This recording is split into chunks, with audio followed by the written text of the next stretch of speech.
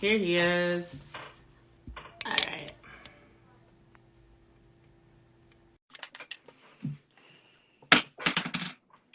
Let me see. Did I? Oh, we're connected. Hopefully this time the damn connection don't go. Hey. What's going on? Hey, what's up, guys? What's going on? You can see us? You can hear us? Yeah. Can you guys hear me? Yeah, Yes. we're good. What's happening? Yeah, I'm sorry about that, man. I guess it was a misunderstanding. No, it's okay. It's cool. I was over here like, listen, I'm about to go eat my jerk ribs. That's waiting for me. But we here though. That's what's up. What's up, guys?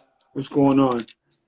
It's yours truly, DJ K-Rod. And my name is Jazzy Faze, and I'm happy that you are here and you took the time out for us. You know, time is valuable, so I'm glad you're here. Definitely. I appreciate y'all for having me. You know, Lynn is family, man. So I've been down with Lynn so long. So when she called me, like, yo, I need you to do something, you know, it's done. You know what I mean? So that's dope. Yeah. Yeah, that's dope. That's dope. We appreciate you, man. So we're going to get right into it, man. We got Cisco in the building. For those that don't know, you might be living under a rock. From Love and Hip Hop, you know what I'm saying? Cisco is in the building. So I just wanted to jump right into it. Basically, for those who don't know, how did you really get your start into the industry? Oh man, it's a great question. You know what? The shortest answer is I got my first opportunity as a bodyguard. Okay. There was a DJ on Hot 97 at the time named DJ Jazzy Joyce. Oh, I know Joyce. She's good people. Yeah, all right. So yeah, you know, super cool. And you know, I was trying to get in the industry. You know, they had given me a little internship at Hot 97, but I dealt with a little bit of jealousy over there with one of the other people that was there because, you know, I had like S500 Benz back when I was like 19, and you know they didn't want to see that, so that didn't. Oh, you was riding like that? Yeah. I was, you know, I was doing all right at a, you know, at a young age. So don't tell me you had the chain, the chains, the I watch. was out of control when I was 19, 20, I was out of control. That was the birth of Cisco, you know what I mean? But no, so I had met Joyce, and then to a homie of mine, and she, you know, she needed a bodyguard, and she was like, yo, you know, why don't you come rock with me? Just come hold me down, and, you know, I'll introduce you to a lot of people. I know you're trying to get in the game, trying to make music, so just come hold me down. And that's how I got my start. Okay. That's great. So that pretty much opened a lot of doors for you. Like you were, you know, being with her kind of opened a lot of doors for you. So what did you do first? Like you were into music. I know you were a music producer, right? Yeah. And a songwriter, you know. So you wrote music too? Yeah. A lot of people. I mean, man, we can get into that, but a lot of the records. Like, if you ever see me in a scene on Love and Hip Hop, and keep in mind, I started Love and Hip Hop officially, I think, in 2012. 11. Was it 11? It was maybe 12. I think it was 11. Yeah. Might have been 11. Anytime you've ever seen me, and I can almost guarantee you this, anytime you've ever seen me in the studio, with an artist or somebody who's trying to be an artist, and you hear like a record playing in the background or me playing a record behind that studio board, 9 times out of 10, I wrote it and produced it. I definitely produced it 10 times out of 10, but 95% of the time I wrote the records as well. Yeah. That's dope. Yeah. So I didn't even know that. Yeah, even before that, like a lot of the records I wrote outside of Love and Hip Hop. I mean, a lot of the records I made outside of Love and Hip Hop, I either wrote them or co-wrote them, you know, for different R&B singers, rappers. You know, we can get into the names, you know, later if you want. But yeah, definitely. Is there anybody in particular kind of like that really influenced you in producing, like that really said, you know, that you looked at and said, hey, I really want to do this, like, because of this person, you know? Yeah. So I had ironically, I grew up a big fan like of Dame Dash and Rockefeller and everything like that. Oh, dope. So you know, I had an opportunity at one point, not an opportunity, but I wound up moving to a little penthouse apartment, and my neighbor ironically was Dame Dash. And That's crazy. Yeah, you lived right next to him? Yeah, I swear it was the craziest thing. That's how you know it was meant to be, man. Yeah, man. But you know, the crazy thing is, I'll tell you how life is. We didn't work together. He never spoke to me. We used to get in the elevator together every day, and we used to go out in the garage. He would have a Rolls Royce, like in one parking spot. At the time, you know, I was into my fancy shit, so I had a Bentley on the other side. And we would see each other every day going in and out, but we never spoke. But ironically, I still wound up getting a production deal over at Rock Nation Studios later anyway, and wound up having my own room at Jay-Z Studio for like 4 years.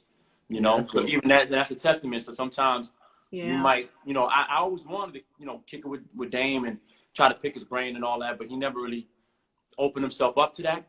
But like, you know, like I said, it's a testament to never to give up, because I wound up, you know, ironically, you know, later on, shout out to my brother Rob and OG Juan, I wound up, you know, getting super tight with them, and through them I was able to get, you know, situated over at Rock Nation Studios and start really, you know, making a lot of records there, you know. And before that I was at Puffy Studio for like 3 years, Daddy's House. So I really went from Daddy's House and working with a ton of bad boy artists straight over to Rock Nation Studios and working with a lot of them folks. So yeah, I got a you know, a little heavy background even going into love and hip hop that a lot of people don't know about. So you talking about that, so what were the processes that you had, you know, getting into the industry without people thinking like you wanted kind of like to, how do you say this, to use their name for anything, like you wanted clout, to, right? for clout or anything like that? What were your processes without having people think that? Because I know you say you started off as a bodyguard, right? Yeah.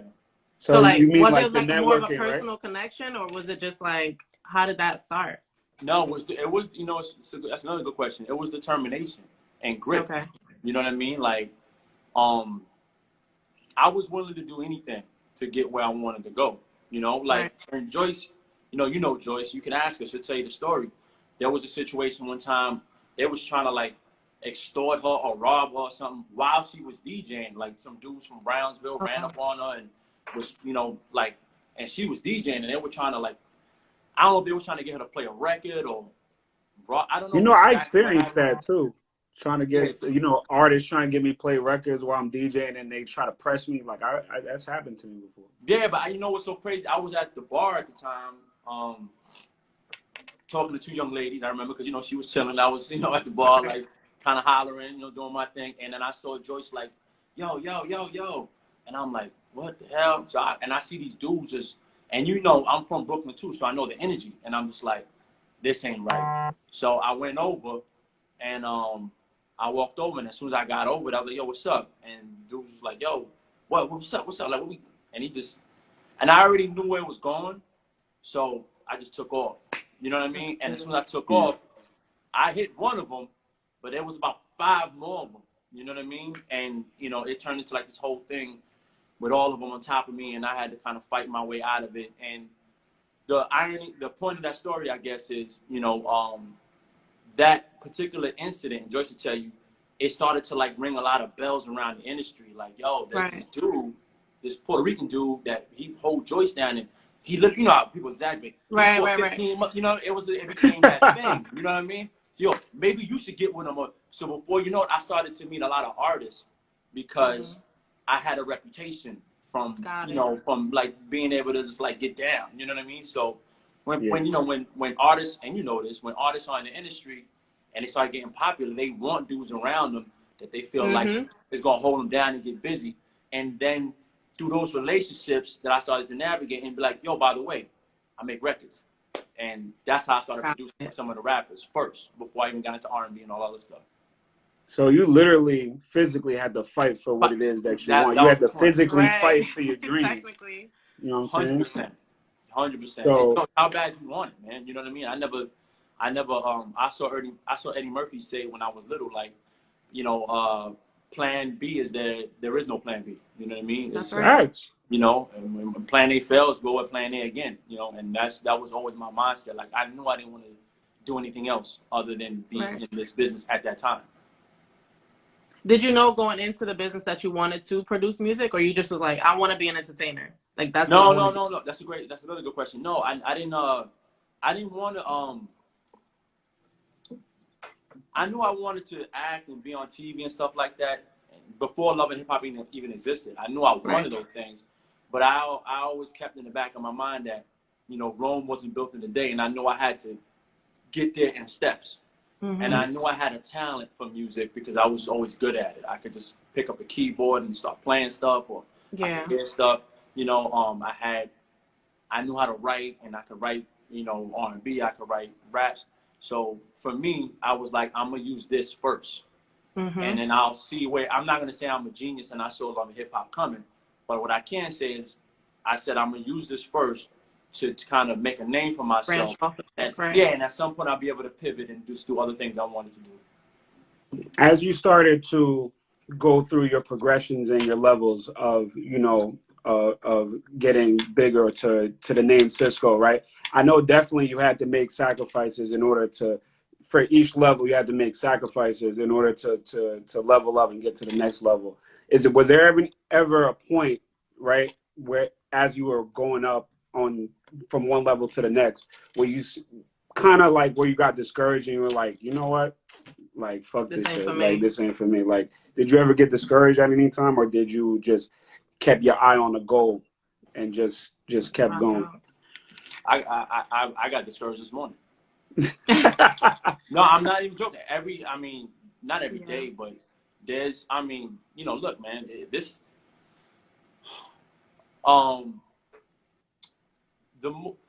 the more success you start to have in this business, the higher you raise your own bar, right? So you have an obligation at a certain point to continue to raise that bar and to evolve and do bigger and better things, right? You can't stay stagnant and in the same space for too long a time, then you become yesterday's news. Nobody want to deal with you, right? That's right. Because then they call you washed up, or the guy that was on this, or the guy from there. I always tell people, I'm cool with the Love and Hip Hop reference, but I'm Cisco because I was Cisco before Love and Hip Hop. Right. You know what I mean? I was already established. I did things, you know.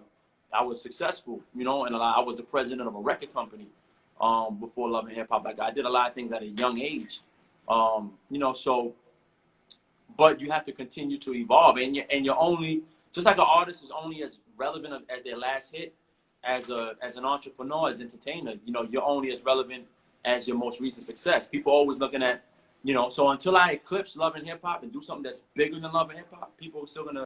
That's a fact. And I love that we're having this interview right now because, of course, I did watch, you know, your episode on Love and Hip Hop and everything, and talking to you now is just totally different than what, I'm not even gonna lie, what I saw and what I assumed, what they portray, right? And what they portray of you, yeah. Oh, can you hear me? Oh shit! You can't hear me? We can't hear each other. Oh shit! Can y'all hear us? No. They don't have to end it. Yeah. Oh, okay. Can you guys hear us? There you go. Let's see if it. Oh shit! Let me see. Somebody requested. Hold on. Yeah, go. I'm not sure what happened. Oh, they can hear us. Oh, y'all can hear us. Yeah, they can hear us. All right, it's just his. He couldn't hear us. Okay. Right. So we just gonna wait for him to pop back in. Yeah, we can. Okay. So we're just waiting for him to pop back in. I'm not sure what happened. I thought you was gonna ask him the Creep Squad question. That was my next question, though. That was my next question. Let me see if he's back in. Hold on. Oh, there he is. That's funny. I thought you was. No. You can hear us? Listen, as I was coming in, I heard you guys. You might let's just get it going. Let's just go because I know it was coming. Come on. Nah, it's all right. So I was asking, just based on our conversation now, I said it's super dope that we're talking because I did watch your episode on Love and Hip Hop, and then just talking to you now, it's a totally different vibe than what they portray you to be. That's a fact. Was it? I mean, I don't know if you're able to talk about this, but was it more so something that they kind of like a storyline that they created, or were you actually playing like your real self on Love and Hip Hop? Like, how does that work? That, you know, you cornered me with that. That was. I know I get asked that question 100 times, but that was really good because you kind of put me in the corner in the spot that now. So here's the best way to answer that. You get each scene is 2 minutes, right? That's really about, on average, how long each scene lasted. So I think that 2 minutes should be as entertaining as possible. That's my personal opinion as a viewer. You know what I mean? Because the person that's having a conversation with you guys right now, would you really want to watch me on TV right now if I was talking like this? I don't think so, because Probably unless not. I like drama, so Yeah. probably not. unless you're just watching some old PBS shit, you know what I mean? You're just trying to learn Right. something, Yeah. or you want some after school programming type shit, but not at 8 o'clock at night when you want to see. That's true. That's a fact. So that's how you gotta. That's the best way to answer that question. You know, I try to make sure that when we're when we're in season, that we're delivering stuff that makes sense to people that are watching. And the Creep Squad was very entertaining for me, wasn't it? Are you still a part of the Creep Squad? I know they kicked you out, so I don't know. Did you? They can't listen. They can't kick me out of something I started. You know what I mean? Like, He did we say have Creep Squad. no, but look, shout out to the Creep Squad. Me and Peter, we made amends about a week ago. That's my brother. You know, he's doing big things. Shout out to Peter went and got the job as the. Let me tell you something. Say what you want about the Creep Squad and loving hip hop and all that shit, but some of us men are really able to just take that platform and pivot, man. Like my brother Peter, Right. that nigga's the host of Cheetahs now. You know, that's a big deal. Are you serious? Yeah. That's dope. I fucking love Peter that Guns, show. He's dope. Yo, and listen, hold on. Keep in mind, remember, the last person that was the host was like the serious white dude that was like intense and jumping out on people. And now they went from that straight to Peter Guns, and you That's cannot super say fucking that. I'll call Peter right now and bring him in on this conversation. I guarantee you he'll say the Creep Squad had a lot to do with that, because we became like New Edition, like a brand we were of its own. boy band. You know what I mean? Mm-hmm. Yo, I'll tell you this. I never forget this. This is how I knew. And even Rich, and I shout out to Rich Dollar. We just spoke the other day. That's my brother too. We always say this. The Creep Squad became like a bigger brand than even any of us individually, because people here domestically is one thing, but around the world it really adapted, right? And one day I was in Times Square and I saw like an Asian person, and he was walking by. I think he was Chinese or something, and he was like, "Oh, look at the Creep Squad," and I was like, "Oh," and it hit me. I said, "Wow, this shit, it really just transcended in different spaces around the world." So I think everybody got a little bit of creep in them, and I think that's why, as much as it's parody and it's funny, I think it's still kind of resonant with everybody to some extent. Right, because that's how a lot of people remember you, and that's dope. It got bigger than what you anticipated. Exactly. No, it was a joke. It literally started as a joke, and it just took off. And before you know it, look, I showed up to work one day at VH1 to shoot, and they was like, "Oh, now DJ Self's a creep," and shout out to Snoop from The Wire. And it was like they started expanding the Creep Squad beyond. That's dope. I'm like, wait a minute, I didn't co-sign, but it became what it was. Yeah. Are you in a relationship right now? I'm just asking. Or in an entanglement. You could. No. That's a great question. I tell you this. I definitely lived portrayed so much of my life on television that I realized the value in maintaining some anonymity. So I'll keep that personal life to myself these days. I like it. I like that. You know what I mean? Because I do want to, what I got going, I want to kind of like keep it going. And I do realize, look, I did the public relationships. You know what I mean? Right. Like, I can name names, y'all can name names. I mean, it's out there, and I think once it goes public, it's That's true.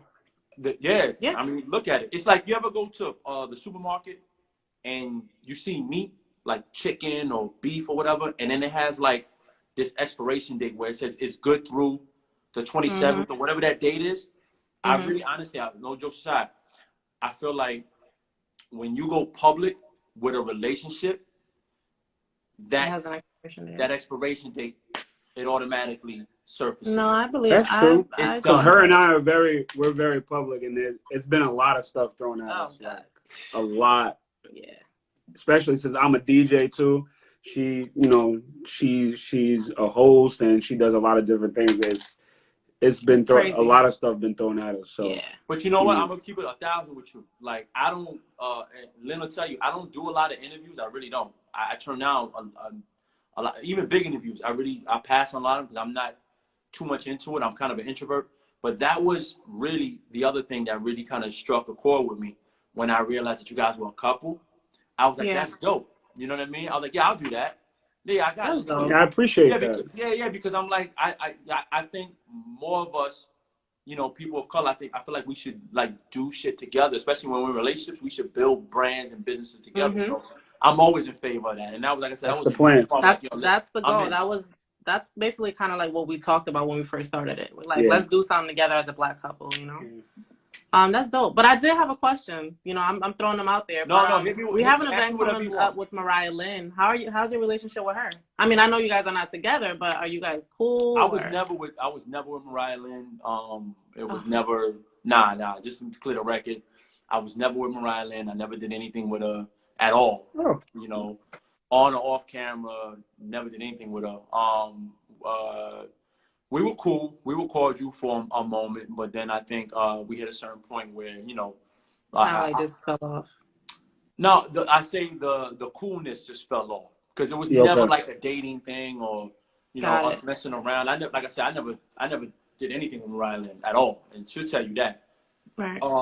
I just think that her personality wasn't for me as a friend. I just, you know, I tried to like, you know, be cool and look out and stuff, and I don't think it was appreciated. So I just kind of, you know, kept it moving. And sometimes you gotta learn how to cut people out of your life that Right. the friendship don't Definitely. make sense. Yeah. So Yeah, it's you know, definitely got to make sense. yeah, but like I said, shout out to her. I ain't got nothing against her, but Yeah. you know, that's not a situation where I would be like, well, you know, we had something that really made sense in terms of friendship to even continue the friendship. You know what I mean? Yeah. Right. Yeah. So I saw that you were working on a documentary. Did I see that? Did I read that right? It was Which Aaron, one? right? Aaron, right?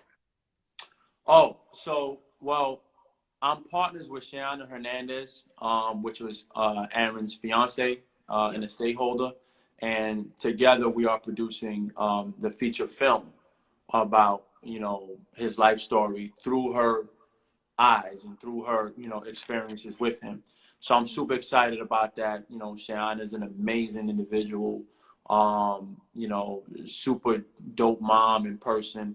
And, you know, it was a project that I've really been putting my heart and soul into for a couple of years now, making sure that we get everything right and get everything together. So yeah, you know, as of right now, like I said, we're producing the feature film, and you know, who knows, a docu-series may come out of it as well in addition.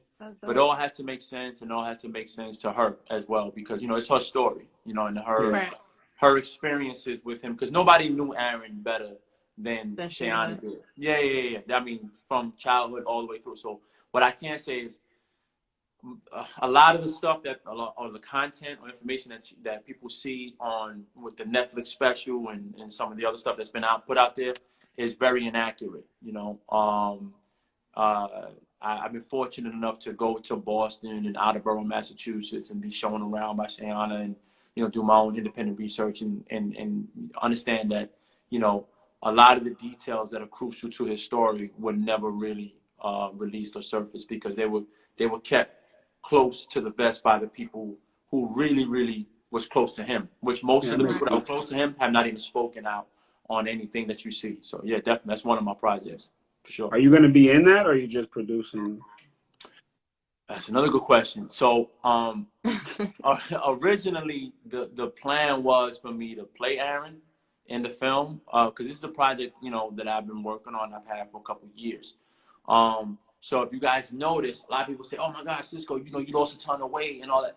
When I had beefed up because I was training so heavy for the role, you know, I even was fortunate enough to train with my guy Brandon Boykin. Shout out to Brandon Boykin.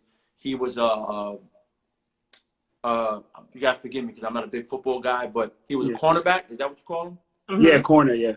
He was a cornerback that he played against Aaron and defended him. So he was able to train me and show me some of Aaron's moves and how he defended him and how Aaron would run routes. Dope.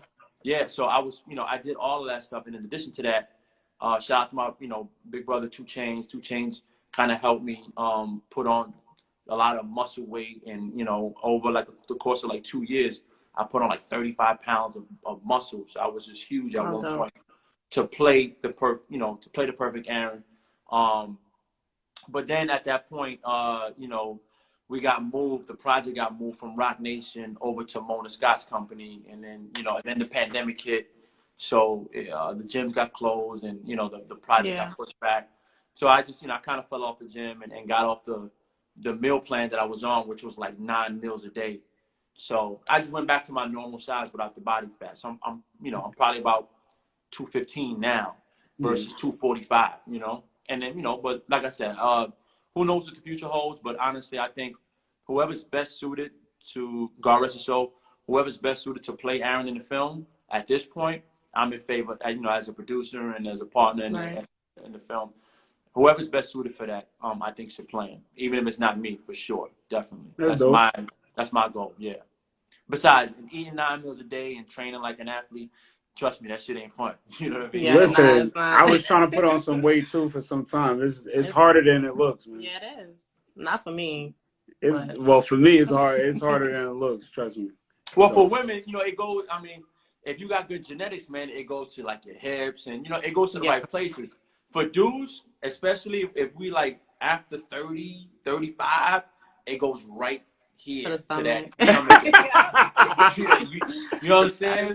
So we got to work 10 times harder. You know what I mean? Facts, bro. Yeah, women. Listen, I love a big woman. I love a woman with some hips, some thighs, So I'm like, baby, why don't you order some more? I'm always like, facts. I don't want to. So I noticed that you. Huh? I'm saying I don't go ahead. want a woman with a 6-pack. What was that? I don't want a woman with a 6-pack. I don't like. Really? Oh yeah, I'm over here trying to get a 6-pack. Shit. Nah. I like a nice stomach, but you ain't gotta have a 6-pack though. Man, listen, I'm working on it. Listen, if you ain't got a little bit of pudge, I ain't even gonna budge. That's what I've been. Listen, that's what I've been trying to tell you. You don't want to. You're not hearing me. She's not hearing me, Cisco. You're not hearing me. She's like, oh, I'm getting a little. I'm like, it's fun. You get a little chichos. Yeah, no, it's chichos. Oh. Oh Lord, you been hanging around some Spanish people, man. I'm Cuban. Oh, you are? Yeah. 100%. Well, no, my mother, she's black, and then my father, he's Cuban and Puerto Rican. But I was raised on my father's side, so my first language is actually Spanish. Crazy. Oh, ¿tú hablas español? Yeah, sí. Oh, okay, that's what's up. All right, shit. Yeah. It's good to ask questions. Yeah, that's dope. Yeah, but listen, man. Let me tell you, I don't want to turn this, into some like rated X shit. But what I will say is, there's nothing like taking that right hand and putting it on the stomach, and taking that left hand and picking up that leg and just holding on to a little bit of stomach. See? Tell us, Cisco. Thank you. At least it's not just me saying that. That's true. You know what I'm saying? Before? No, he tells me that all the time. I tell her that all the time. She don't listen to me though, Cisco. It's like what I say don't match. She don't want to hear. Listen, when it's we in the relationship, it's a woman thing. We got our shit. So. Nah, listen. Trust me. She listening to you. She don't want to give you that, that right. But I'm telling you, when that right hand, when it's on that little bit of meat, and that left hand's on that leg, that's a good time. That's a good time. I love it. Maybe I'll keep my little cheat. Thank you. Thank you, Cisco. Thank you. Okay. See, man, I'm here to support my fellas, man. I've noticed that you worked with a lot of big artists like Fresh Montana, different a lot of big artists, stuff like that. You got any projects coming up? Let the people know if what you got coming up, stuff like that, so they could check in with you, tap in with you. Yeah, I'm literally. It's funny you said that. As of today, I'm doing a new admin deal, and I'm gonna get back into music production. It was something I stopped for a little while because my attention got diverted into everything else. I launched a clothing line, the Young Code brand, with my partner Ziv, and we do all types of apparel for the women and men, and we launched it in Miami last month, and now we're moving it over to Atlanta and doing a bunch of marketing promotions here. And then also I launched another business, a tech business with my partner, Rob Hawkins, 84X Digital, where we're creating apps and all types of software for, entertainers and That's dope. social media environments. So I took a little bit of time just to kind of create some businesses that I really wanted to, kind of see grow properly, and just, for me, it's about equity and ownership and That's developing Right. dope. from the Yeah, ground up. Yep. That's absolutely. really where the money is. I'll tell you that. I was fortunate enough to make some good money throughout the course of my career so far, but I hit a point. I started to hit my head against the wall in terms of like getting paychecks from people, because I Yeah. always realized the people that were writing my checks were making more money than me, right? Because if somebody's writing a Mm-hmm. check for you, that means they're Yeah. giving you a piece of something else that's bigger. Right. Mm-hmm. And that was like, so I started to realize, like, I said to myself, I think that, I need to go into a space where I start to partner with people and create my own and build from the ground up. That way I can Right. maintain Yeah. equity. So when it comes down to selling this company or being acquired, I'm a part of that upstream. So whatever that big number is, I get a piece of that rather than the guy that was just getting paid to go do something for them. So That's I a took a fact. little bit of time for that, get that situated. But thank God everything's going well, and we're doing some amazing things with that. And now, I'm going to go back into producing and writing for, a lot of artists. And also, I'm big off inspiration. So I'm really starting to get inspired by some of these new, up and coming rappers, like especially like the New York movement. I love what they're doing. New York drill. I'm in love with Yeah. it. The drill shit Yeah. is real. But let me tell you Yeah. guys something though. Hold on now. And not to, pat myself on the back, but I'm gonna do it anyway. I did a record for Bobby Shmurda years ago. Shout out to Bobby Shmurda right before he's coming home soon. Yeah. Shout out to Bobby and Next. OGS9. But I did, you guys do your research. I did a record called Body Dance for Bobby Shmurda, which was like probably his last record before he went into prison, and it was completely drill driven. And this was years Mm. ago, before any of the stuff really, like the drill music really impacted New York. So I credit myself with being onto that. You know what I mean? Yeah. Because when I heard it, I saw it, and I was like, okay, cool. This is what we're gonna do. Yeah, We you picked built up the on that record up. sound early. Mm-hmm. Yeah, and I immediately called Murder. Shout out to Uncle Murder, my brother, and I was like, yo, Murder, I want you to come hear this. We just cooked something up at the studio, and it was drill. And he's like, yeah, I love it. And I said, you know what? I'm gonna call Bobby. And I called, my man who managed him at the time, got Bobby in the same. I got Bobby and Uncle Murder in the studio the same day that we made that record. That's And That's crazy. dope. yeah, and we knocked that joint out, and shot the video 2 days later, and then unfortunately, he got arrested probably like the next day after the video. So we never got it's out, it's online, but we never got officially a chance to launch it. But I say all What's the that. name of that record? It's called Body Dance. Okay. Yeah, I'm gonna look it's that on up. YouTube. You guys can check it out. The video, we shot a video for it and all that. It's there. But the point is that I credit myself for kind of being onto that sound. Like once they, Bobby brought it with the hot nigga record, True being a hot nigga, Yeah. like the solo time, and the dance and all that. I saw the vision of where that was going. I did see Mm-hmm. it, and I knew it was gonna be something bigger. So to see now what these young dudes are doing with it is dope. Shout out to Mm-hmm. Pop Smoke, God rest his soul. I love his stuff. Shout out to the Me Puerto too. Rican Yeah, no, kid. Pop Smoke dope. Yo, there's another Puerto Rican kid, that got to CJ. me one of the hottest records I out. love him. That shit is fire. Shout out to DJ Stacks. I think he got something to do with that record as well. Mm-hmm. For From real? DJ Stacks from I-97 Staten Island. Mm-hmm. Listen, man, I'm Puerto Rican. I was born, raised Puerto Rican to the core, man. And to see another young Puerto Rican dude come out here and make a ill drill record in a climate that's just full of like. And we was on that record early, but it wasn't Yeah. very Oh early. yeah, for real. Listen, Oh no, you yeah, gotta because understand he works with the artist and he sent it to me. And he's like, "Yo, okay, check this out." And I let her hear it. She was like, "Yeah, that's I'm hard." gonna go crazy. Yeah, and you need to That tell you record was something. go. And you guys gotta understand how hard it is. Even though we're really all the same people from the same pool, it's still extremely difficult for young Puerto Ricans to make it and navigate through this business and become something significant, right? It's Yeah. not easy. Look at Love and Hip Hop and the VH1 franchise. It's like Cisco and then I don't really know who else there is. Yeah. When you look at Right. No, no, all, I haven't seen that. you see what I'm Yeah. saying? Look at Mm-hmm. who like talk about Miami, even Miami, LA, Atlanta. Where are the other leading men on those Right. shows Yeah. that are of 100% Hispanic, That's true. nationality? It's not easy Yeah. for us Yeah, I to can only navigate think of through. two names, Yeah. and that's Pun and Fat Joe. And Fat Joe, Yeah, yeah, exactly, yeah. That's true. right? And then probably Pitbull, but I think Pitbull is Cuban. You know what I Yeah, Yeah. mean? yeah. But when you look at it, even in the culture of hip hop, there's not a lot of us that really permeated through urban culture. I'm not talking Mm-hmm. about reggaeton and all the stuff that's our lane. I'm talking about mainstream urban culture. There's not a Right, lot of right. Puerto Ricans that were able to break through those barriers and be considered equal to everybody else that was in that space. So that's No, why, that's like I good. said, I can't promote enough.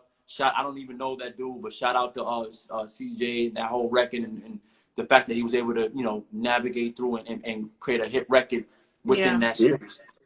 You know what Yeah. I We mean? in Jersey, and it's going over here. Oh, yeah. So Yeah, it's yeah. going. I didn't even know. Honestly, I was late to the party. I was in Miami a month ago, doing a photo shoot, and one of the models, Nina, she was like, "Yo, I want you to hear this record," and she played it, and I was like, "I don't want to hear shit." I thought she would play one of her cousin's music. I was like, "I don't want to hear this shit," and I was like, "I don't want to hear it." And as I'm saying, "I don't want to hear this shit," I just hear the. I'm just like, "Whoa." Yeah, yeah, That's what yeah. caught her Move That's what too. it. caught This me is too. how It's this the move beat. it. I said, Yeah. "Whoa, hey," I was like, "Oh," it just because I know when I hear it, I have that ear. I know. I'm like, You're right. that's big.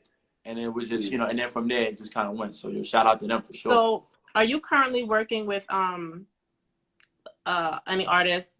Like, if someone sends you a song, or do you like work with them off of like their talent?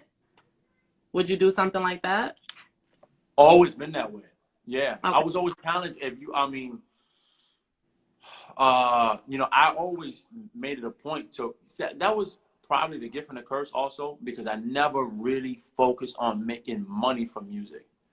I Right. used music to create a name for myself, but I wasn't monetarily driven by music. You know what I mean? It was always passion driven. And I always said That's to how I feel myself, too. the minute that the passion's not there and I don't want to just make it for free, Right. just to make it, then I should get out of this and do something That's else. how I And I feel did too. hit that point where I was like, I don't want to do this shit no more. I don't want to be in the studio for 8 Yeah. hours. It went from I don't want to leave the studio to I want to leave the studio. And when that happened, that's when I left. But I was able to work with really talented people and rappers and singers and even when shout out to Rich when he brought Olivia, he's like, "Yo, give me a record for Olivia." And I was like, "Yeah, sure. Olivia's dope. She can sing." Right. Or my brother Tank, who's one of my closest friends, the singer, and I was able to work with him and produce and write with him. That was dope because I was always a big fan of him, growing up, so like I said, 99% of the time when I worked with an artist, I was the fan of their music, and that made the process, so much easier and smoother. You know what I mean? Right. Yeah. Yeah. So definitely, So That's yeah, dope, man. if somebody's got some serious talent, but you got to be talented and sound different and be different and just have your own thing going. If you got that going on, definitely reach out to me or DM me your stuff. But please don't send me no cookie cutter bullshit. Don't sound like anybody else. You know what I mean? Like, don't waste my Don't time. flood his I still don't gotta flood listen his to it. DM with no SoundCloud links, please. Yeah, like, send Where me are you something that now? actually Are sounds you in New something. York, or where are you now? Miami? No, I'm in Atlanta right now. Oh, in Atlanta. Okay. Yeah, I'm in Atlanta. I just got back from Miami last month. I was there for a little minute, but I'm here in Atlanta. I got another photo shoot coming up this weekend for the Uncle brand and my clothing line. So I'll be here for a minute, and then I'll just continue to pop in and out. It's tough with the Right. pandemic, man. Over. We're trying to, Yeah. it's hard to navigate and move around it. But you still Has gotta work, man. You still gotta do what you gotta has the do. pandemic really affected you like substantially, or is it like been kind of like certain things here and there? I think the pandemic put a lot of things into perspective for me. You know what I'm saying? Mm-hmm. Because it's a serious thing, and you go from being, a socialite, somebody that I go out and I know everybody, to like going out and, kind of keeping my distance from people. You know what I mean? So I think you definitely had to get creative with the Yep. pandemic. Facts. What's the next move? How can I go and just remix some shit and start something different? You know, because traditional ways of making money, you know, generally come from personal. I see you in the club and be like, yo, what's up, bro? What's up? Uh-oh. Yo, you know, I got this party this week. Yo, you know what? You want to DJ? Yeah, yeah. Okay, cool. I'll send your manager to. And that's normally how, you know, we make a lot of our money, just from interacting with each other and the Yep. entertainment business. But with the pandemic, you know, that a lot of that personal interaction got interrupted, you know? So That's it's a like, That's fact. facts. you know what I'm saying? Now you got to, like, oh shit, you know, how to. That was one of the reasons why I started an apparel brand, because I Right. was Yeah. like, everything to me, I saw with this pandemic ain't going nowhere. They got different strands coming out every day. Yep. This is going to be a mess for years to come. So I said, you know what? I'm going to get into virtual spaces, DTC, Yeah. direct to consumer, selling things Mm-hmm. online, apparel, technology. These are all things that can live virtually, right? So that's why I That's a started fact. trying to pivot and create things that can sustain whether or not there was a retail brick and mortar space or not. You know what I mean? So That's a definitely, yeah, fact. I had to change my whole game plan. Yeah. And we were all forced to. So, Yeah. So let me ask you you know, Crazy. this. Let me ask you a question. As a DJ, I would love to know, how do you continue the same revenue stream, given the fact that, like, the majority of parties are obsolete, and even the ones that are, now you got to be conscious of, shit, I'm in this party and, you know, I'm scared of catching this shit while I'm DJing. yeah, it definitely was hard for me. You know, I'm not even going to cap and say it wasn't. It definitely was hard because the same money that was coming in before the pandemic wasn't the same money that was coming in during the pandemic, right? And even still to now. Luckily, I'm in Jersey, so things aren't closed all the way. We still are able to get away with certain things. A lot of shit. But I kind of pivoted to the virtual thing. Like I bought a whole bunch of cameras and, you know, backdrops and trying, you know, transition to doing virtual events, virtual parties for different corporations, different things like that. That's kind of how I created and got creative with it. You know what I'm saying? And stuff like that. So that's kind of where I'm at with it. But, you know, we gotta kind of be careful with what we're doing because at the end of the day, like we still, you know, can close down completely. You know what I'm saying? I'll have no income stream. So I'm trying to actually right now trying to diversify, just like you are. I'm trying to diversify my income streams and trying to pivot and do other things as well. So I don't really, it doesn't really affect me like that. You know what? I'm gonna say this, right? And honestly, I want to make this point, not to get heavy on y'all, but what I do like is, from what I see anyway, I like the fact that your woman seems to be riding with you throughout the process, whether you DJing every night or you're trying to figure it out and pivot and do something else. And I think that's really important, man. You know, we need to make sure that we support each other, whether things are rocking or whether things are slow, you know? And I don't think we do enough of that as people of color, man. We definitely got to be there and support each other, especially women out there. You know, I hate the fact that, especially social media, is so much content that women create out there about, yo, where that bag at, or, you know, where the money at, or, you know, they promoting all these high-end brands and all this other shit, like their value is just to leverage themselves to get that kind of stuff, instead of being like, yo, listen, I just want a good man. That's right. I want a good man. If I find me a good man that's going to be there with me and be down for me and help figure it out, you know, I'll support him and be there, you know, and vice versa, you know. So I love to see that. And no You know, bullshit, Cisco. The biggest thing is she not only supports me, but she holds me accountable. Oh yeah, Like I'm a hustler. So. she's a general, bro. Like she holds me yeah. accountable. Like she like, yo, what are you doing with this? What are you doing with that? Like, yo, let's get to it. Like she It's a holds me foundation, accountable. you know. We building together, so that's what it is. That's what it is. Like, yeah, but you you know shouldn't make light of it, honestly. You know, just as I think that's something that you should definitely, you know, make a point to promote out here, because it's not enough of that. And I'm being real with you, man. It's not enough of that. I get, you know, people always say, one of the biggest things I hear all the time, especially from like my fan base, is I don't post enough. I don't interact and engage with enough with social media. But to be honest, a lot of it just disgusts me. When I get on there and I see a lot of this shit, I'm like, I don't really want to be I battle with it. I'm like, I don't want to be a part of this because it's so it's so out there left for me where I'm like, you know what?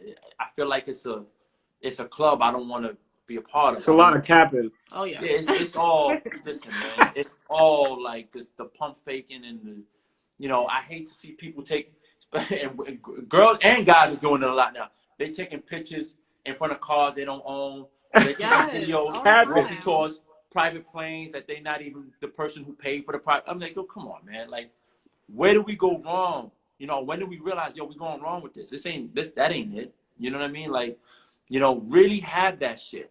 Like, really. It's because so many people benefit from social media. Like, that's what it is. So many people benefit and monetize being popular on social media. So everybody wants that clout now. You know, everybody's gonna do anything for that clout. That's what it is. That's where we are now. Yeah, but unfortunately, you're building off of a false narrative. You still gotta live with yourself.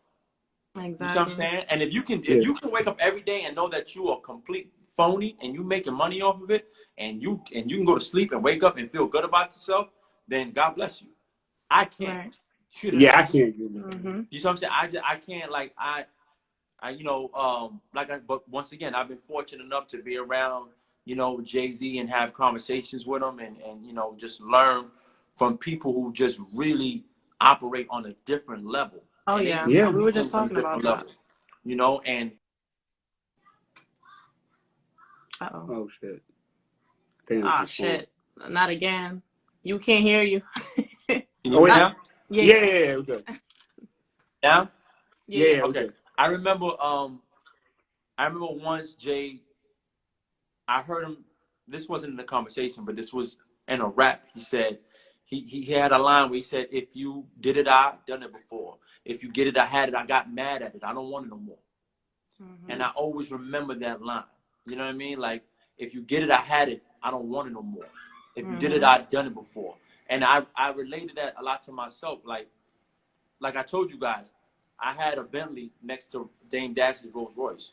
That didn't make me a better person. That made me a guy with an expensive car that retained very good value. That's a fact. Right? I should have took that $300,000 and go invest it into a construction business and go build houses.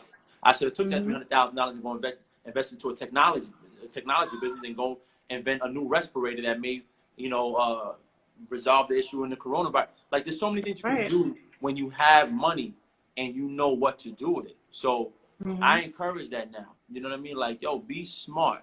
Be smart about the money you make and what to do with it, because it can either last you for a short amount of time, or it can make sure that your children and your children's children never have to worry about money. And money is a tool. It is a tool that should be used. It's an instrument. You know what I mean? So, I like the fact that you're preaching, like that you talk about financial freedom. That's definitely important. No, it's not even financial freedom. It's we all as individuals, we have to decide what type of culture we want to create amongst ourselves, right? It's up to you. You know, you want to breed an infectious culture that stimulates gaudiness and wasting money and just being the center of attention. That's cool, but that comes at a very high price. And you're going to retain very little value at the end of the day for the stuff that you're putting out there. What I would say is, don't look at what you can see by your nose, right? Which is the people that that are celebrated within our culture. Go look past that. Go look at Steve Jobs. Go look at Warren Buffett. Go look at Elon Musk. Go look at the guys that are Jeff Bezos. Go look at the guys that are really there, like really, really there, right? Set your sights at the highest level, because if you shoot for the stars, you can only hit a cloud, right? But if you shoot for the cloud, you might hit nothing, right? Because it's still too short. So look at those guys. They're not wearing jewelry. They're not wearing expensive watches. They're not driving Rolls Royces. You know what I mean? They're not into none of that shit. But they really are really successful in the sense where their children. They in the big league. They in the big league, like OT. They in the big league. But it's possible for us. You know, people glorify the wrong people. There's guys like Chameleonaire, you know, who went and made hundreds of millions of dollars out in Silicon Valley, right? Why nobody talks about him? MC Hammer, who people like, You think about the Hammer Dance. You don't realize how much money he's made off of investing in Uber and Lyft and all that other shit. You know, there's other people within our culture of Master entertainment P. that have Master P. You know, these guys have diversified and they've made so much money off of doing the right thing with their funds. So I just really, you know, I really like to promote as much of that as possible because you know, I see a space where we can really take what we have as influencers in this culture and really maximize off of it, you know. But I don't feel like we do that enough, unfortunately. So we don't. Yeah, I appreciate that, man. I appreciate you taking the time to talk with us at Infatuated, man. Definitely. And that information I that you was telling us is very important. Oh yeah. Definitely. It was a pleasure talking to you guys. I wish you guys the best, and I'm always here if you want to talk again. Yeah, we definitely gonna connect 100%. So please, you appreciate guys got my man. info. Yeah. Okay. And let me know. Like I said, whenever you guys are in town or whatever, you know, we'll you know, I'll be here for a couple months. You know, I'll take you guys out to dinner or whatever. We'll go build on, you know, on some business stuff or whatever. You know, I'd love to kick with you guys even off camera. It was a pleasure meeting you guys. Okay, pleasure meeting you too, Cisco. All right, salute. Take care, guys.